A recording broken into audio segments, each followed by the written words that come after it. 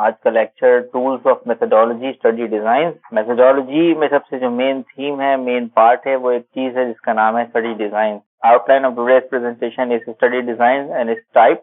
Design क्या है और उसकी टाइप्स कौन कौन सी होती हैं। We have some observational and interventional studies as well, use of different studies and hierarchy of study design in research. So we'll see that what are study designs and what are the common types of it that which we use in the research as well. So the definition of designs is study design is a specific plan or protocol for conducting the study which allows the investigator to translate the conceptual hypothesis into an operational one. But you guys are saying correctly that like study design are retrospective, cross-sectional and observational, experimental, ये सारे design कहलाते हैं। तो ये इसकी definition है। इसमें अगर आप देखें तो मेन थीम ये कहता है कि there are two types whenever we are going to design a research, either you have to go for a quantitative one or a qualitative one. ठीक है, तो ये दो तरह की टाइप्स होती हैं। आप देखें तीसरी कोई टाइप नहीं होती। इसकी डेफिनेशन देखते हैं क्या है कि क्वालिटेटिव वर्सेस क्वांटिटेटिव में होता है। क्वांटिटेटिव रिसर्च क्या है? Is used to quantify the problem. हम पहले डिस्कस कर रहे हैं क्वांटिटेटिव के बारे में। तो quantitative research is used to quantify the problem by way of generating numerical data which can be transformed into usable statistics. It can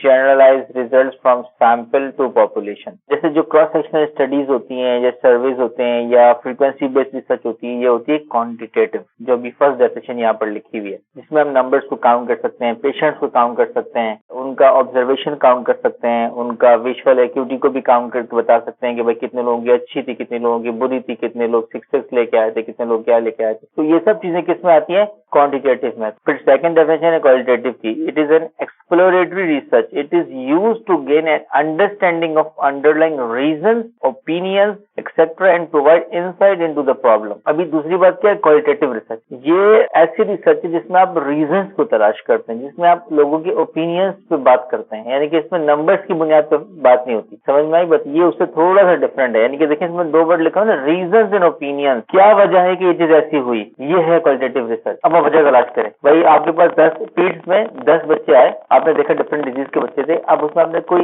एक यूनिक केस देखा कि जो आपने आज से पहले ना देखा हो। एक मिसाल है, तो आपने उस केस को देखा, उसके बाद सारा नोट डाउन किया, फिर आगे आपने तलाश किया क्या इस तरह की इस डिजीज का कोई और सिमिलर बच्चा आता है आपके पास कल, परसों, पूरे महीने में, जब आप यहाँ पर जब तक काम कर रहे हैं 6 महीने के अंदर। तो अब वो क्या, आप उसके रीजन तलाश करेंगे कि भाई इसको ये बीमारी है तो क्यों है, कैसे हुई, आइस का ये मसला कैसे जनरेट हुआ, क्या ये फादर से ट्रांसफर हुआ, क्या ये मदर से। यानी कि कुछ डिजीज होती है ना कि भाई वालिदैन को होती है तो बच्चों में आ जाती है, हाइड्रेटरी होती है। अब कुछ आगे आप चले जाएं, वालिदैन में नहीं है, कजन्स में है या फोर फादर्स में थी, इस तरीके से होता है। तो आप उसकी वजूहात तलाश करते हैं, उनसे पूछते हैं, क्वेश्चनिंग करते हैं, तो वो बनती है हमारी क्वालिटेटिव रिसर्च। अब आगे लिखा हुआ ओपिनियन, रीजन के बाद अब उनसे पूछते हैं तो फिर वो आपको कोई जवाब देते हैं। वैसे बच्चे तो नहीं बताएगा, उसके साथ जो मदर या फादर आया हुआ है उससे आप सवाल करेंगे, तो वो आपको रिस्पॉन्स करेगा, जी ऐसा था, ये सिलसिला था, इस तरीके से हुआ, नहीं हमारे खानदान में तो ऐसा नहीं है बट इसको ये प्रॉब्लम हो गई। तो अब उसका रीजन सब वो बता रहा है आपको कि कैसे हुआ। अब देखें ये एक ट्री डायग्राम है, इसमें लिखा हुआ देखें क्वेश्चन अराइज हो गया कि भाई इन्वेस्टिगेटर क्या करना चाहता है कि आपने पहले से डिजाइन करना है कि भाई डिजाइन आपका कौन सा है, कैसा है, कौन सी स्टडी करने जा रहे हैं। तो ये बहुत एक अच्छा सा डायग्राम रिप्रेजेंटेशन है, इसको ट्री डायग्राम कहते हैं। इसमें सबसे पहले आपसे क्वेश्चन पूछते हैं आप अपने आप से, इफ यू आर रिसर्चर, आप अपने आप से पूछें कि आप क्या करना चाहते हैं। अब देखें इसमें लिखा हुआ है ना कि डिड इन्वेस्टिगेटर असाइन एक्सपोजर्स। अब यस और नो, अगर आप कोई एक्सपोजर नहीं करना चाहते तो आप नो वाली ट्री पे फॉलो हो जाए, अगर आप करना चाहते हैं तो आप यस में फॉलो हो जाए। उसमें देखिए यस में लिखा हुआ है अगर आप करना चाहते हैं तो एक्सपेरिमेंटल स्टडी बनिए, और अगर नहीं करना चाहते तो ऑब्जर्वेशनल। आप रिसर्च कर रहे हैं ना, अपने आप से पूछें आप इंटरवेंशन देना चाहते हैं या नहीं। अगर नहीं देना चाहते ऑब्जर्वेशनल की तरफ आ जाए, और अगर देना चाहते हैं तो फिर एक्सपेरिमेंटल की तरफ आ जाए। ये बात समझ में आई? आप लोग जो काम कर रहे हैं वो ऑब्जर्वेशनल है, क्योंकि आप लोग सर्जरीज नहीं कर रहे, इंटरवेंशन नहीं दे रहे, थेरेपी नहीं दे। अब आप अपने आप से पूछें कि क्या मैं कंपैरिजन करना चाहता हूं या नहीं। अब कंपैरिजन क्या, जैसे डायबिटीज नॉन डायबिटीज का comparison, those who have cataract who do not have cataract, उसका कंपैरिजन। तो अब आपसे आपने पूछा, आपने कहा भाई नहीं मैं कंपैरिजन नहीं कर रहा, तो आप किधर फॉलो गए? डिस्क्रिप्टिव स्टडी में। अगर आप कर रहे हैं कंपैरिजन तो एनालिटिकल में फॉलो गए, यानी कि डायबिटीज नॉन डायबिटीज कंपैरिजन हो गया। तो जब कर रहे हैं तो आपके पास 3 डायरेक्शन है, 1, 2 and 3। Either you have to go for cross sectional, either you have to go case control, either you have to go for a cohort study. आसान से अल्फाजों में क्या है, cross sectional one time specific जो आप लोग कर रहे हैं। केस कंट्रोल में आपको केस भी चाहिए, कंट्रोल भी चाहिए, जिसको कोई डिजीज नहीं है वो भी चाहिए, जिसको कोई डिजीज है वो भी चाहिए, तो ये होता है केस कंट्रोल। केस पेशेंट होता है, कंट्रोल जिसको कुछ नहीं होता, अटेंडेंट जो साथ में आया हुआ होता है, उसको कोई डिजीज नहीं है। Cohort study long term follow up study जो लंबे अर्से तक देखी जाती है। ये देख cross sectional one time single specific time के लिए होता है, वो क्रॉस सेक्शनल होता है। केस कंट्रोल में जहां पे पेशेंट्स भी हैं और कंट्रोल्स भी हैं। Cohort long term follow up यानी कि कम से कम 2 साल की स्टडी होती है, जिसमें क्या होता है पेशेंट की डेथ भी हो जाती है, मतलब कोई बूढ़ा मरीज है लाइक 60 प्लस है, अगर उसकी डेथ हो जाती है लेट्स सपोज, तो वो कोहॉर्ट में आप फिर आगे वो आप लिखेंगे कि भाई इतने मरीजों की डेथ हुई। मैंने एक चेन बनाया था 60 प्लस एज पेशेंट्स का, उसमें मैंने टोटल 10 मरीज लिए, आसान से बात कर लेते 10 मरीज लिए, उसमें से 8 अभी भी मेरे पास 1 साल से आ रहे हैं, लेकिन 2 नहीं आ रहे क्योंकि उनकी डेथ हो गई, क्योंकि वो 60 प्लस थे, रीजन कुछ भी हो सकती है। तो कोहॉर्ट होती है long term follow up study. एक बात हमेशा याद रखिएगा, ये क्रॉस सेक्शनल स्टडी है ना, ये कंपैरेटिव भी होती है और ये डिस्क्रिप्टिव भी होती है। जिसमें सिंपल आप फ्रीक्वेंसी बताएंगे ना तो डिस्क्रिप्टिव क्रॉस सेक्शनल हो जाती है, लेकिन जिसमें आप कंपैरिजन करेंगे तो वो एनालिटिकल क्रॉस सेक्शनल होगी, ऐसे लिखा है। अच्छा यहाँ पर देख लें, अगर आप कोई एक्सपेरिमेंटल स्टडी करना चाहते हैं तो उसमें आप रैंडमाइजेशन कर रहे हैं या नहीं कर रहे हैं, आप सिंपल ये देख लें, कर रहे हैं तो वो रैंडमाइज कंट्रोल ट्रायल होगा और नहीं कर रहे तो वो नॉन रैंडमाइज कंट्रोल ट्रायल होगा। That's it. Types of epidemiological studies, सबसे पहले ऑब्जर्वेशनल स्टडीज, ऑब्जर्वेशन की पहले टाइप डिस्क्रिप्टिव जो हमने भी पढ़ा। डिस्क्रिप्टिव में केस रिपोर्ट होता है, केस सीरीज और क्रॉस सेक्शनल 3 होता है। फिर नीचे लिखा है एनालिटिकल, उसमें ecological, cross sectional, case control, cohort, ये 4 स्टडीज आ गई। फिर नीचे लिखा हुआ एक्सपेरिमेंटल, जो हमने अभी ट्री पढ़ा है ना ये उसी को बता रहा है। एक्सपेरिमेंटल में randomise control trial, field trial and community trial. जो कम्युनिटी में जाके करते हैं वो कम्युनिटी ट्रायल होते हैं, कुछ फील्ड में जाके काम करते हैं हेल्दी पीपल में, वो लिखा हुआ है, और कुछ रैंडमाइज कंट्रोल ट्रायल होते हैं जो क्लिनिक्स में होते हैं और पेशेंट्स में परफॉर्म किए जाते हैं। इसमें देखिए बहुत अच्छा लिखा हुआ है, type of study design, alternative name and unit of study, इसमें किसको स्टडी किया जाता है वो भी लिखा हुआ है बराबर। देखें कम्युनिटी ट्रायल में लिखा हुआ है कम्युनिटी स्टडीज कम्युनिटीज में जाके की जाती है। फील्ड ट्रायल में बीच में कुछ नहीं है, हेल्दी पीपल में किया जाता है। जब फील्ड में आप जाते हैं तो फील्ड में जब आप कोई कैंप लगाते हैं तो उसमें सही बंदा भी आ जाएगा, हेल्दी बंदा भी आता है और पेशेंट भी आता है। तो हेल्दी बंदा आपके पास आके कहता है प्लीज मेरे आप आइज चेक कर लेंगे जरा, मैं मुझे ठीक है मसला नहीं, लेकिन कभी कभी मसला होता है। अब वो आपके पास ठीक आया था, पेशेंट नहीं था, आपने देखा हो सकता है खुद ग्लासेस चश्मे का नंबर लगना था, आपने उसको बता दिया भाई आपको ये चश्मे का नंबर लगेगा, ये आप इस्तेमाल कर सकें। तो अब वो हेल्दी बंदा था लेकिन आपने उसको एक मसला बताया कि भाई आइज में थोड़ा सा प्रॉब्लम है, आप ये चश्मा इस्तेमाल करेंगे ठीक है। तो RCTs रैंडमाइज कंट्रोल ट्रायल्स जो पेशेंट्स पर परफॉर्म किए जाते हैं, इस तरह ऊपर आप स्टडीज देखें, बहुत इजी, हम इसकी डेफिनेशन पढ़ेंगे आगे जाके तो आपको समझ में आ जाएगा। सबसे पहले स्टार्ट करते हैं एक्सपेरिमेंटल स्टडीज से। सबसे पहली चीज इसमें होता है रैंडमाइज कंट्रोल ट्रायल्स। अब इसकी डेफिनेशन क्या कहती है? By definition it is a study in which peoples are allocated at random. Random का मतलब होता है हर बंदे को ना सिलेक्शन के इक्वल चांसेस हैं, यानी कि आपको 10 लोग बैठे हुए, आपको किसको सिलेक्ट करना है नहीं पता, आप रैंडम करें, बैलेटिंग करें, सिस्टम्स बनाएं, वो ये कि every third will be the my selection. अब ये आपको होता है रैंडम। अब जो तीसरे नंबर पर बंदा बैठा है ना, आपको नहीं पता उसके बाद प्रॉब्लम क्या है, लेकिन आपने स्टडी में शामिल करना है आपको, क्योंकि आप रैंडम काम करें। तो random by chance to receive one several clinical intervention, आप इंटरवेंशन देते हैं एक्सपेरिमेंटल स्टडीज में। One of these intervention is standard of comparison और कंट्रोल। इसमें एक कंट्रोल ग्रुप होता है और एक केस ग्रुप होता है जब आप कभी भी RCTs करते हैं। द कंट्रोल में भी स्टैंडर्ड प्रैक्टिस और प्लेसिबो, शुगर पिल और नो इंटरवेंशन एट ऑल। जो कंट्रोल ग्रुप होगा उसको आप कुछ नहीं भी दे सकते हैं या कोई बेसिक ट्रीटमेंट देते हैं, वो कह रहे हैं ना शुगर पिल, चीनी की टैबलेट्स दे देते हैं, भाई आप ये खाएं आप ठीक हो जाएगा, वो कंट्रोल, उसको तो पता ही नहीं है कुछ, उसको तो प्रॉब्लम है ही नहीं, या आप उसे कोई इंटरवेंशन ना दें। RCTs randomise control trial seek to measure and compare the outcomes after the participant receive the intervention. The RCT is one of the simplest and most powerful tool in clinical research. This is RCT। आपसे कोई पूछता है तो आप बताएंगे कि RCT is the biggest tool in research wherever we have to do some randomization, some intervention in these studies। तो बहुत मुश्किल भी है, आसान नहीं है परफॉर्म करना। आप मरीज को इंटरवेंशन दे रहे हैं, कोई थेरेपी दे रहे हैं, फिर वापस बुला रहे हैं, उसको फॉलो अप कंप्लीट करवा रहे हैं, फिर किसी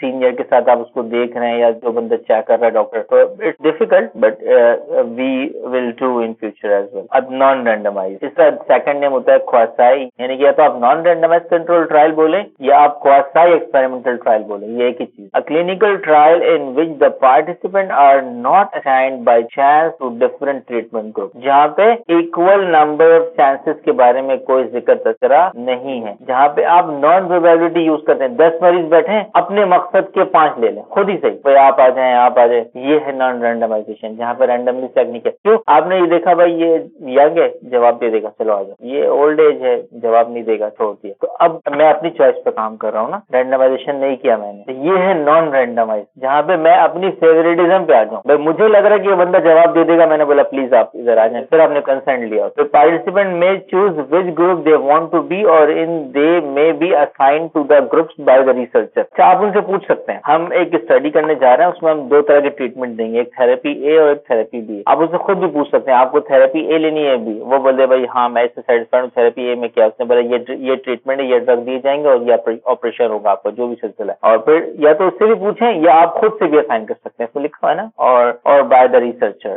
रिसर्चर खुद भी असाइन कर सकते हैं और आप खुद भी असाइन करते हैं। Descriptive study is the first phase of epidemiological investigation, observing the distribution of a disease or health related events in human population, identify the characteristics with which the disease is associated. उसको ये disease किस तरह हुई ये आप उससे पूछते हैं या देखते हैं या डायग्नोज करते हैं फ्रॉम द मशीनरीज, फ्रॉम आंख को चेक करते हैं आप लोग, फिर बताते हैं कि उसको ये मसला। Basically 3 question are asked when, where and who, like time, place and person distribution. ये चीजें आप मालूम करते हैं। भाई कब हुआ, उसने कहा भाई 1 महीना पहले ये मसला हुआ। कहाँ हुआ, आप यहाँ कराची में, जैसे मैं आपको ये लिखने का मकसद ये है, आपको पता होना चाहिए कि एक बंदा क्वेटा से आएगा ना तो उसकी आई का डिफरेंट अकॉर्डिंग होगी। जो बंदा कराची में रहेगा ये इफेक्ट करता है, वो ठंडे एरियाज में रहते हैं, यहाँ गर्मी ज्यादा है, तो वो आई का जो आपका एनाटमी है ना डिस्टर्ब होता है इससे, पता है। फर्क इसीलिए है, जो ठंडे इलाकों में रहते हैं और हमारे यहाँ कराची का जो एनवायरमेंट है, डिफरेंस है, दिस मेक अ डिफरेंस। अब वो बंदा आगे बोलता है मैं क्वेटा में रहता था, तो आपको पहले पता लग जाएगा कि उसको 2-3 एक्स्ट्रा चीजें हो सकती हैं। जो बंदा कराची में रहेगा उसको वो चीजें नहीं होंगी, लेकिन इसको हो सकती, तो आप उसको चेक करोगे।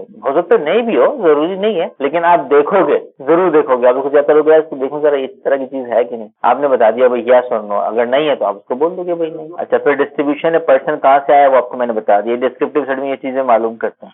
फिर केस रिपोर्ट्स में क्या होता है, detail presentation of a single case. आपको कोई यूनिक केस मिल जाए, आप 1 पेज का केस रिपोर्ट लिख सकते हैं। आप इसमें लिखा हुआ है जनरली रिपोर्ट अ न्यू और यूनिक फाइंडिंग। यूनिक का मतलब ऐसा केस मिला जो आपने पहले नहीं देखा था। फिर प्रीवियस अनडिस्क्राइब्ड डिजीज, उसमें आप बताएं जो पहले नहीं देखा था। अनएक्सपेक्टेड लिंक बिटवीन डिजीज, आप बताएं कि ऐसी कोई डिजीज हमने नहीं देखी थी बट अभी हमने फॉलो कर लिया। अनएक्सपेक्टेड न्यू थेरापेटिक इफेक्ट, उसको आप बताएंगे। एडवर्स इवेंट बताएंगे कि आप ये ड्रग ले रहे हैं, इससे क्या इफेक्ट होगा नहीं होगा। It's very new to you guys, इसलिए हम केस रिपोर्ट एक सिंगल पेशेंट के लिए लिखते हैं। हमेशा याद रखना, केस रिपोर्ट एक मरीज के लिए लिखा जाता है और इजी टू पब्लिश है। 1 पेज लिखना क्या मुश्किल है, इसमें लिखना ही 1 पेज होगा कंप्लीट। पब्लिश होती है, इसकी वैल्यू है, इसकी भी वैल्यू, अपना मुकाम एक है। और जो आप लोग पब्लिश करेंगे वो जैसे रिसर्च आर्टिकल होता है उसका एक मुकाम है, समझे। तो इन चीजों की एक वैल्यू है।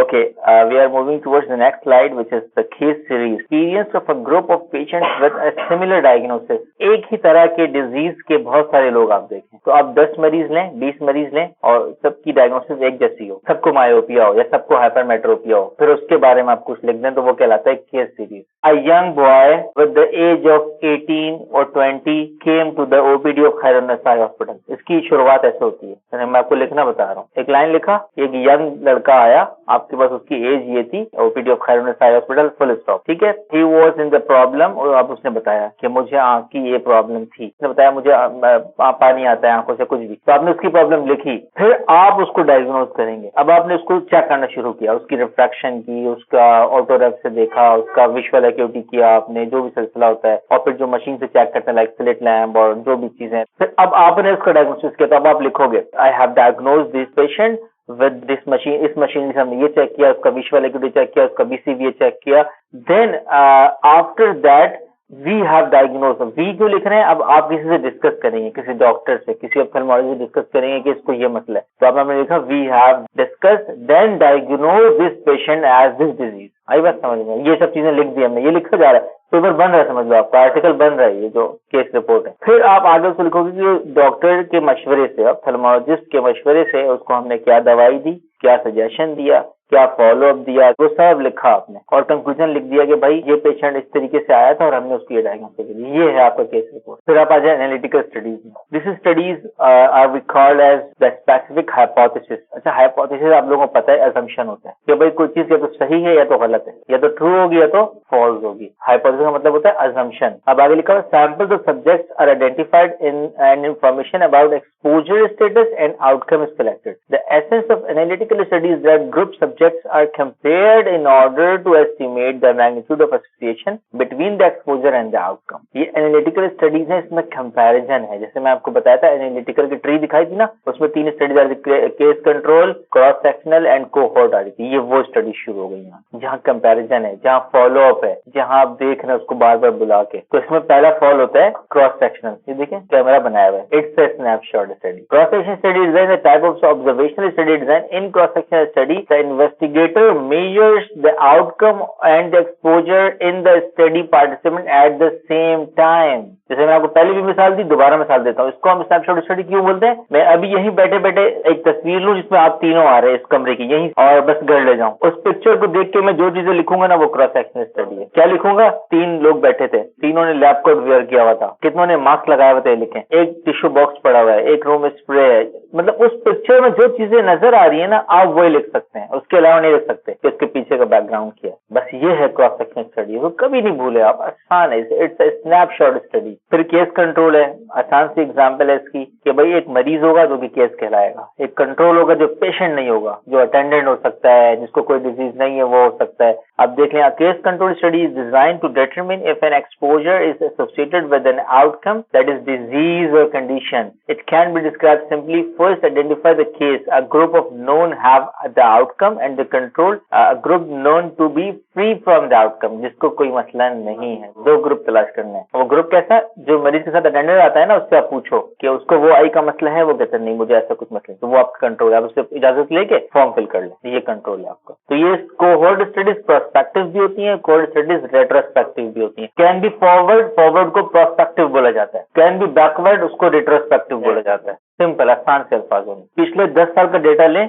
और उसको कॉल करके पूछें 10 साल पहले जो बंदा इधर आया था, आपने फाइल से देखा, फोन नंबर था, कुछ का होता है उसका नहीं होता, जिसका था आप उसको कॉल करें. अस्सलाम वालेकुम, मैं इस हॉस्पिटल से बात कर रहा हूँ, क्या इस नाम का पेशेंट अभी भी है इस फैमिली में, अलाइव में, या जो भी सिलसिला आप उसे पूछें, वो आपको हाँ या ना में जवाब दे देगा. वो बंदा जी जी वो है, मुझे कुछ डिटेल्स चाहिए, वो बता सकते हैं आप? उसने बोला हाँ मैं बता सकता हूँ. अब आप पूछ रहे हैं कि भाई उसको आज 2021 है ना, 2011 में ये पेशेंट यहाँ पे आया था, उसको हमने फिलहाल सर्जरी की थी, उसका ये था, तो अब उनके आई का स्टेटस क्या है? अब वो आपको बता रहा है कि जी ठीक हो गया, जी अच्छा हो गया, जी और खराब हो गया, ये जो भी सिलसिला है. आ रही बात समझ में? ठीक है.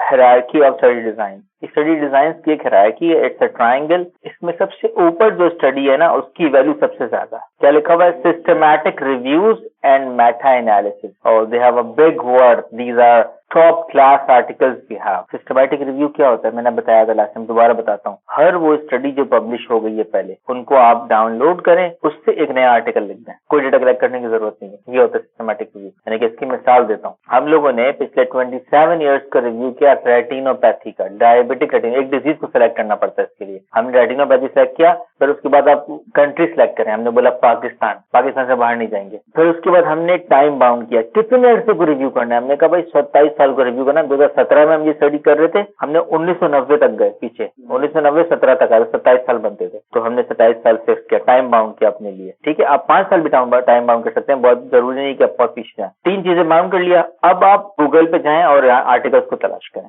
Simple, frequency of diabetic retinopathy in Pakistan search करें, और आर्टिकल आएंगे आपके पास. फिर आप लिखें पाकिस्तान को फोकस किया, हर सूबे को बारी बारी लिखें. इन कराची सर्च करें, 4 आर्टिकल आएंगे. इन लाहौर 2 आर्टिकल आएंगे. इन पिशावर 2 आर्टिकल आएंगे. इन कोयटा 2 आर्टिकल आएंगे. इस तरह करते करते आपके पास एक बल्क जमा होगा, 40-50 आर्टिकल. ओवरऑल रेशो निकाले आप. कोयटा में 10% है, कराची में 2% है, पंजाब में 3% है. सब आपने लिखा, उसको फिर प्लस करके एक एवरेज निकाला. एवरेज बन रहा है आपके पास, लेट्स सपोज 7%, एक मिसाल है. लेकिन उसमें आप अलग-अलग भी लिखेंगे कि भाई कराची में 10 स्टडीज हुई, और 10 को प्लस करके एक आंसर आएगा, तो वो कराची को रिप्रेजेंट करेगा. कोयटा में 4 स्टडीज हुई, चारों को प्लस करो, एवरेज मीन निकालेंगे यहाँ. उसका मीन निकाला तो कोयटा का एवरेज बताया. पंजाब का मीन निकाला, लाहौर पंजाब को मिला के पंजाब का मीन निकाल के दे दिया. NWFP का बताया, गिलगित का मिलता है तो गिलगित का बताया, नहीं मिलता कोई मसला नहीं है. पाकिस्तान को कवर कर लिया आपने, सब सूबों को अलग अलग बताया आपने, परसेंटेज मीन निकाल के. इसी था. फिर आप सबको प्लस करके डिवाइड करते हैं, सब तमाम सूबों को, तो एक होल नंबर आ जाएगा आपके पास. वो आपको बताएगा कि कंप्लीट पाकिस्तान का क्या प्रेवलेंस है. समझ में आ रही बात? ये होता है सिस्टम सिस्टमैटिक रिव्यू। अच्छा फिर देखें सेकंड नंबर पे RCTs हैं, randomise control trials. Third number पे कोहोर्ट स्टडीज है जो हमने अभी पढ़ा, long term follow up studies होती हैं। फिर उसके बाद केस कंट्रोल स्टडी है, फिर क्रॉस सेक्शनल है, फिर केस सीरीज है। क्रॉस सेक्शनल से नीचे इसकी वैल्यू है, सही है, क्रॉस सेक्शनल की वैल्यू इससे ऊपर है। फिर उसके बाद आइडियाज, ओपिनियन, ये भी होते हैं कुछ, ओपिनियन एडिटोरियल, ये सब भी होते हैं, लेकिन ये बहुत कम लोग करते हैं टेस्टिंग ये बस छोड़ नहीं। बस ये लेक्चर में यहाँ पे एंड हो जाता है।